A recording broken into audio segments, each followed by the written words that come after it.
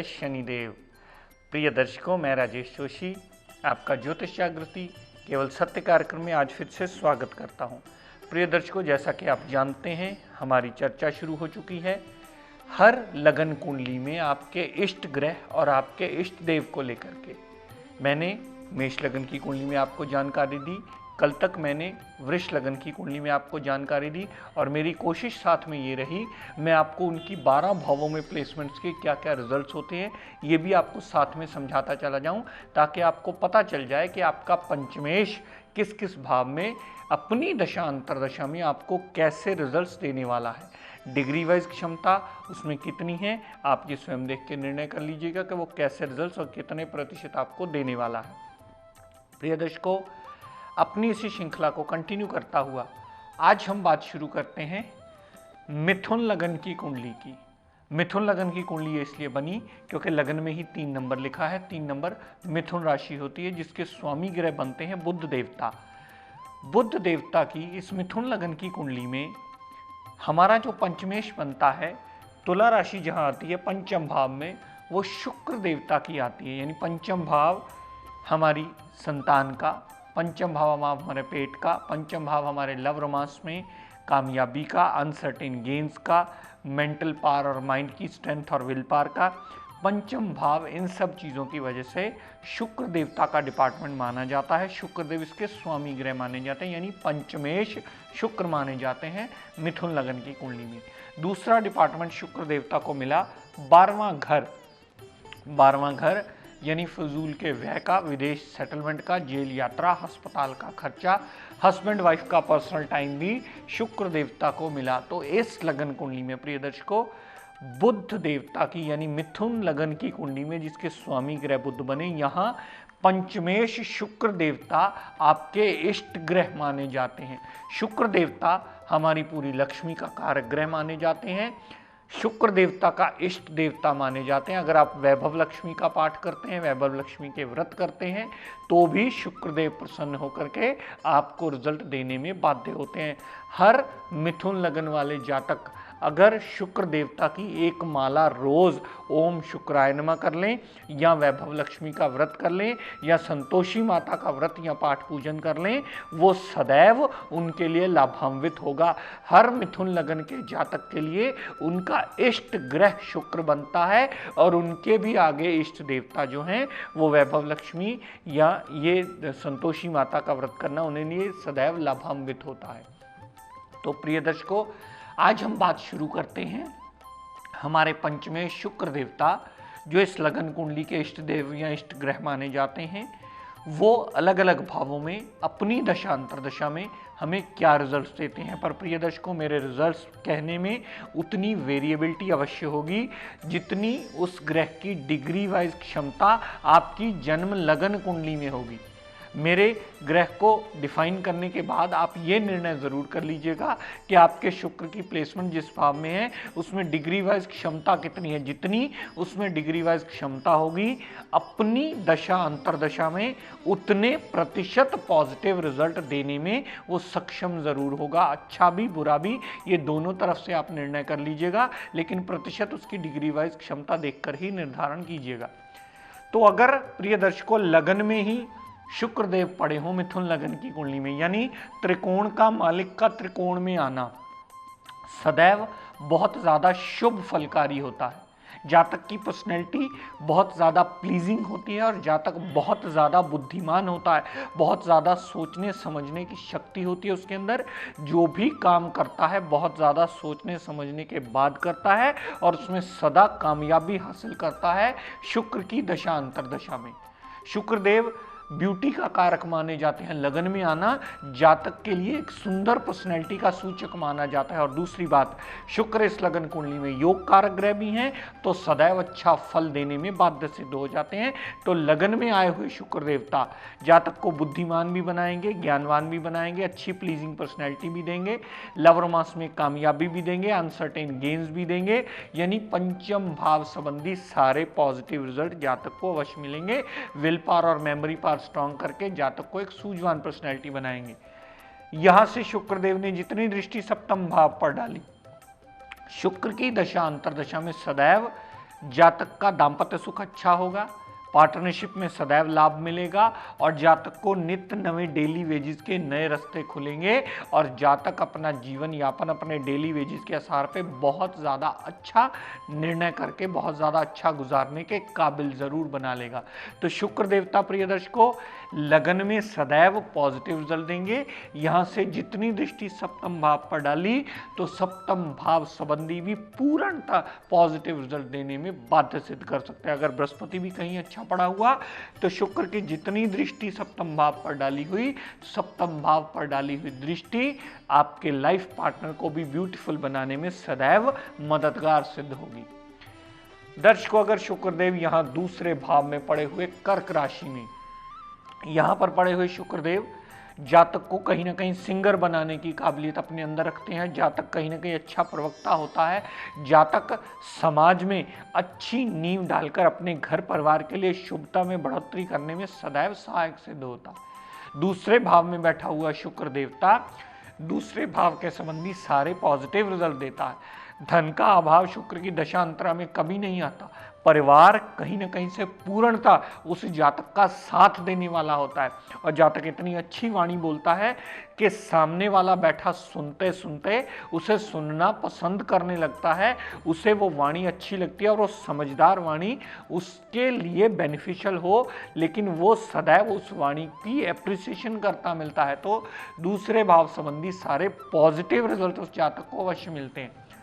यहां से जितनी दृष्टि शुक्रदेव ने 8वें भाव पर डाली, 8वें भाव पर डाली हुई दृष्टि अपनी बुद्धि बल से, अपने ज्ञान के चक्षु से अपनी सारी मुश्किलों को दूर करने की काबिलियत भी अपने अंदर रखता है। ज्ञान अर्जित करने की कहीं ना कहीं उसके अंदर जिज्ञासा अवश्य देखी जाती। कहीं ना कहीं ससुराल पक्ष से उससे बहुत ज़्यादा लाभ मिलता है। ये 8वां भाव हाउस ऑफ सीक्रेट नॉलेजेस का है। कहीं ना कहीं विद्या सीखने या गुप्त विद्याओं को लेने में, एंसेस्ट्रल प्रॉपर्टी लेने में शुक्र की डाली हुई दृष्टि उसे सदैव मददगार सिद्ध होती है। शुक्र दूसरे भाव के संबंधी भी सारे पॉजिटिव रिजल्ट देता है और यहाँ से जितनी दृष्टि 8वें भाव पर डाली तो 8वें भाव संबंधी भी सारे उस जातक को पॉजिटिव रिजल्ट देकर के जातक का जीवन यापन आसान करने में मददगार जरूर सिद्ध होता है। तो शुक्र देवता दोनों तरफ से उसे पॉजिटिव रिजल्ट देता ही मिलता है। हाँ, डिग्री वाइज क्षमता आप खुद चेक कर लीजिएगा कि कितने डिग्री का कैसा फल देने में आपको बाध्य सिद्ध होता है। दर्शकों शुक्रदेव अगर तीसरे भाव में पड़ा हुआ, तीसरे भाव में पड़ा हुआ शुक्रदेव छोटी बहन का योग अवश्य बनाता है। छोटे भाई का योग तो नहीं बनाता क्योंकि शुक्र एक फीमेल ग्रह माना जाता है। तीसरे भाव में पड़ा हुआ शुक्रदेव छोटी बहन का योग बनाता है फीमेल प्लैनेट होने की वजह से।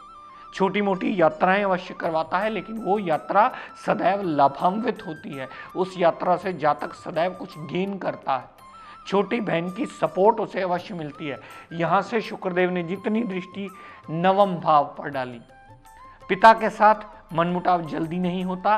जातक धर्म को अवश्य मानने वाला होता है। विदेश यात्रा भी करता है, धार्मिक यात्राएं भी करता है और हायर टू हायर रिसर्च के लिए भी एफर्ट्स जरूर करता है। तो तीसरे भाव में पड़ा हुआ शुक्रदेव भी तीसरे भाव के संबंधी पॉजिटिव रिजल्ट देता है और 9वें भाव संबंधी भी सारे पॉजिटिव रिजल्ट देकर के जातक को लाभान्वित अवश्य करता है। लेकिन प्रिय दर्शकों तीसरा भाव हमारी मेहनत का भाव भी है और शुक्र इस लगन कुंडली में योग कारक ग्रह है जो कि पंचमेश और द्वादशेश है, जिसकी वजह से तीसरे भाव में पड़ा हुआ शुक्रदेव जातक की मेहनत में अनायास बढ़ोतरी भी अवश्य करता है, जो कि एक बहुत बड़ा नेगेटिव फैक्टर माना जाता है। शुक्र हार्डवर्क करवाता है जातक से, शुक्र छोटी मोटी यात्राएं करवाता है, शुक्र विदेश यात्रा तक करवा देता है क्योंकि उसकी जो 7वीं दृष्टि 9वें भाव पर पड़ती है तो विदेश यात्रा करवा करके भी उतना लाभ नहीं देता जितना उसे देना चाहिए। क्यों? क्योंकि वो मेहनत के घर में आया है। मेहनत के घर को एक्टिवेट करने का मतलब जातक का हार्डवर्क ज़्यादा बढ़ा देना और उसके रिजल्ट्स में उतनी बढ़ोतरी नहीं करना जितना जातक हार्डवर्क करता है। तो शुक्रदेव तीसरे भाव में बहुत ज़्यादा योग कारकता के फल नहीं देता है और यहाँ भी आपको गलती से इसका रत्न, चाहे वो जरकन हो, चाहे ओपल हो, चाहे सफ़ेद पुखराज हो, चाहे डायमंड हो, नहीं रिकमेंड किया जाता, क्योंकि वो तीसरे भाव में बढ़ोतरी करके ही आपके रिजल्ट्स में बहुत बड़ा मेहनत का पड़ाव बढ़ाने वाला है, जो आपके लिए लाभान्वित कभी नहीं होगा। तो प्रिय दर्शकों, बात करते हैं अगर शुक्र चौथे भाव में पड़े हुए, चौथे भाव में इस लगन कुंडली में कन्या राशि के शुक्र आएंगे, तो कन्या राशि में शुक्रदेव नीच अवस्था के माने जाते हैं। नीच अवस्था के पड़े हुए शुक्र देवता अपनी दशा अंतर्दशा में सदैव आपको कष्ट देते मिलेंगे, और किसी ने इसे बलहीन समझ करके आपको हीरा या ओपल या सफ़ेद पुखराज रिकमेंड कर दिया, तो समझ लीजिएगा कहीं ना कहीं बहुत बड़ी गलती कर दी हमने, क्योंकि यहाँ वो बलहीन नहीं हुए, यहाँ वो अशुभ हो गए हैं। नीचता का मतलब अशुभता होता है, अब आप ये सब दर्शक भली भांति जान चुके हैं।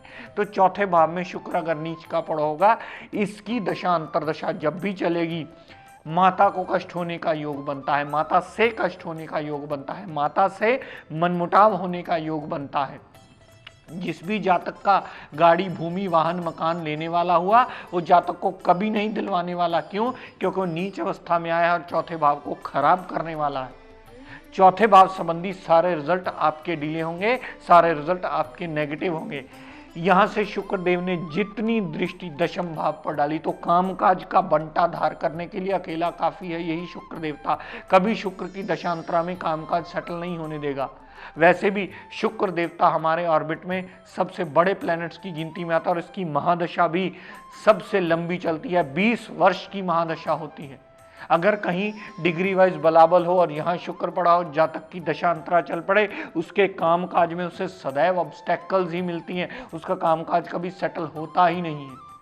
तो यहाँ भी आपको सिर्फ पाठ पूजन करके, शुक्र का व्रत करके, शुक्र से जुड़े हुए रिश्तों को सुधार करके, इससे पूर्णतः एडवांटेज लेने के लिए इसे बाध्य करना होगा। लेकिन गलती से भी इसका रत्न धारण करके इसकी किरणों को एक्टिवेट मत कीजिएगा, क्योंकि किरणें पहले ही नेगेटिव आ रही हैं, नीच अवस्था की आ रही हैं, और रत्न पहनने का मतलब उसकी नीचता में और बढ़ोतरी कर देना। तो यहाँ आप पाठ पूजन कर सकते हैं, नमन कर सकते हैं, श्रद्धा मुताबिक इसका व्रत आरती करके इसे अच्छे रिजल्ट देने के लिए बाध्य कर सकते हैं। तो आपके इष्ट देवता शुक्र ग्रह बनते हैं, वैभव लक्ष्मी माता बनती हैं, संतोषी माता बनती हैं, जिनके व्रत पाठ पूजन करके आप इनसे लाभ ले सकते हैं। तो प्रिय दर्शकों, आज का टिप ऑफ द डे देता हूं, नोट कर लीजिए। हमारे पास जब इतने सारे लोग मिलने आते हैं आजकल की भाग दौड़ की ज़िंदगी में, प्रिय दर्शकों, आप सभी जानते हैं कि आजकल खान पान उतना ज़्यादा अच्छा या उतना ज़्यादा हेल्दी नहीं रह पाता है। बहुत सारे लोगों को बाहर की बहुत सारी चीज़ें खाने की आदत होती है, जिसकी वजह से बहुत छोटी उम्र में भी देखा है कि ब्लड प्रेशर की प्रॉब्लम अक्सर आती है। उनको रक्तचाप की प्रॉब्लम आने की वजह से वो रेगुलर मेडिसिन लेने की आदत भी रेगुलर पड़ जाती है। तो ऐसे सभी जातकों के लिए निवेदन करूंगा जिनका ब्लड प्रेशर हाई लेवल में रहता हो और रोज़ मेडिसिन लेकर के उसे मेंटेन करते हो, जब भी वो रात को सोए एक सादा गिलास पानी ज़रूर पीकर सोएं, ताकि रात को आपको किसी भी किस्म की कोई प्रॉब्लम ना आए। क्योंकि ब्लड प्रेशर से बहुत बड़ी बड़ी प्रॉब्लम्स आती देखी गई हैं। हार्ट की प्रॉब्लम आना, पैरालिटिक अटैक होना, माइंड में उसका अटैक होना, ऐसी बहुत सी प्रॉब्लम्स देखी गई हैं। लेकिन अगर रात को सोने से पहले आप एक गिलास सादा पानी पी करके सोएंगे तो कभी ज़िंदगी में आपको रात को ब्लड प्रेशर की प्रॉब्लम की वजह से और कोई प्रॉब्लम नहीं होगी। वो भी सदैव कंट्रोल रह करके आपका जीवन यापन आसान करने में मददगार ज़रूर सिद्ध होगा। तो सादा गिलास पानी पिया हुआ ब्लड प्रेशर कंट्रोल करने में सदैव मददगार सिद्ध होता है, लेकिन पीना ये बिल्कुल रात को सोने से पहले है, और इसका ग्रह या राशि से कोई लेना देना नहीं है, ये कोई भी जातक पी सकता है। तो प्रिय दर्शकों, आज अपनी वाणी को यही विराम देता हुआ, हम सब के लिए मंगल कामना करता हुआ, शनिदेव से ये प्रार्थना करता हूँ कि हे शनिदेव हम सब पर अपनी कृपा दृष्टि दया दृष्टि सदैव बनाए रखें। जय शनिदेव।